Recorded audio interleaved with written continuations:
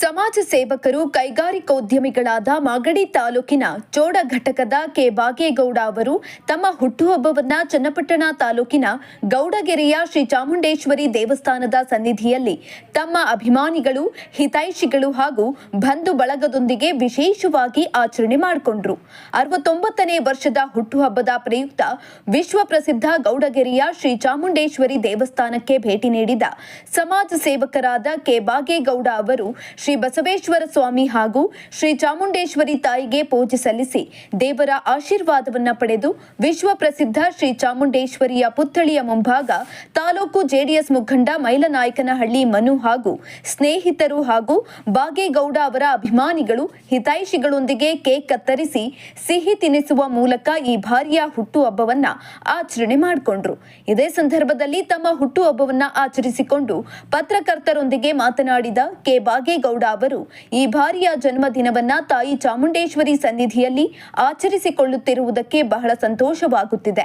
ನನ್ನ ಹುಟ್ಟುಹಬ್ಬವನ್ನ ಆಚರಿಸಿದ ನನ್ನ ಎಲ್ಲ ಅಭಿಮಾನಿಗಳಿಗೆ ಹಾಗೂ ಹಿತೈಷಿಗಳಿಗೆ ತಾಯಿ ಚಾಮುಂಡೇಶ್ವರಿ ಆಶೀರ್ವದಿಸಲಿ.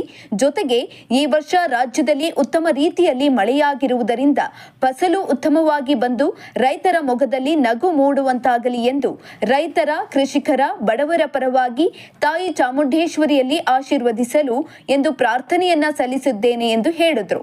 ಇದೇ ಸಂದರ್ಭದಲ್ಲಿ ಜೆಡಿಎಸ್ ಮುಖಂಡ ಮೈಲನಾಯಕನಹಳ್ಳಿ ಮನು ಮಾತನಾಡಿ, ಸಮಾಜ ಸೇವಕರು ಹಾಗೂ ಕೈಗಾರಿಕೋದ್ಯಮಿಗಳೂ ಆದ ಕೆ ಬಾಗೇಗೌಡ ಅವರು ಈ ಬಾರಿ ನನ್ನ ತಾಲೂಕಿನ ವಿಶ್ವ ಪ್ರಸಿದ್ಧ ಗೌಡಗೆರೆ ಶ್ರೀ ಚಾಮುಂಡೇಶ್ವರಿ ದೇವಸ್ಥಾನದ ಸನ್ನಿಧಿಯಲ್ಲಿ ತಮ್ಮ ಹುಟ್ಟುಹಬ್ಬವನ್ನ ಆಚರಿಸಿಕೊಳ್ಳುತ್ತಿದ್ದು, ಆ ತಾಯಿ ಇವರಿಗೆ ಇನ್ನೂ ಹೆಚ್ಚಿನ ಐಶ್ವರ್ಯ, ಆರೋಗ್ಯವನ್ನ ಕರುಣಿಸಿ ರಾಜಕೀಯ ಕ್ಷೇತ್ರದಲ್ಲಿ ಉನ್ನತ ಸ್ಥಾನಮಾನಗಳು ದೊರಕುವಂತಾಗಲಿ.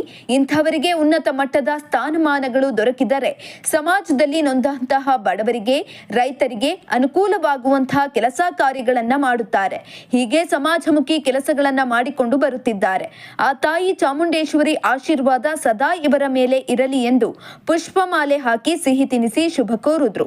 ಇದೇ ಸಂದರ್ಭದಲ್ಲಿ ಅಜಿತ್, ವಿಎಸ್ಎಸ್ಎನ್ ನಿರ್ದೇಶಕ ಮಂಜು, ದೀಪು ಕೋಟಮಾರನಹಳ್ಳಿ, ವೆಂಕಟೇಶ್, ನವೀನ್, ಹೊಸಹಳ್ಳಿ ರಾಜಣ್ಣ, ಸುದೀಪ್, ಉಮೇಶ್, ಹನುಮಮಾಪುರ ದೊಡ್ಡಿ, ವಸಂತ ಇನ್ನು ಮುಂತಾದವರು ಪಾಲ್ಗೊಂಡಿದ್ದರು. ತಾಯಿ ಚಾಮುಂಡೇಶ್ವರಿ ಆಶೀರ್ವಾದದಿಂದ ಇವತ್ತು ನನ್ನ ಹುಟ್ಟುಹಬ್ಬ ಅಂತ ಹೇಳಿ ನಮ್ಮ ಹುಡುಗರೆಲ್ಲ ಸೇರಿ ಇವತ್ತಿಲ್ಲಿ ಆಚರಣೆ ಮಾಡಬೇಕು ಅಂತ ಭಾವನೆಯಿಂದ ಬಂದಿದ್ದಾರೆ. ಅವ್ರಿಗೂ ಸಂತೋಷ, ನನಗೂ ಸಂತೋಷ. ಹೃದಯಪೂರ್ವಕವಾಗಿ ಅವ್ರಿಗೆ ಅಭಿನಂದನೆ ಸಲ್ಲಿಸ್ತಾ ಇದ್ದೀನಿ. ಆ ತಾಯಿ ಆಶೀರ್ವಾದದಿಂದ ಎಲ್ಲರೂ ಚೆನ್ನಾಗಿರಬೇಕು ಅಂತ ನನ್ನ ಭಾವನೆ ಅಷ್ಟೇ. ಹಾಂ, ಇಲ್ಲ ರೀ, ಅದಕ್ಕೆಲ್ಲ ನಾವು ಒಕ್ಕಲಿಸೋಕ್ಕೆಲ್ಲ ಯಾವುದಕ್ಕೂ ಅವಕಾಶ ಮಾಡಿಕೊಡೋದಿಲ್ಲ, ಬೇಕಾಗಿಲ್ಲ. ಯಾಕೆಂದರೆ ಈಗ ಆಲ್ರೆಡಿ ಮಾಡ್ತಾವ್ರೆ, ಅವ್ರು ಮಾಡಲಿ.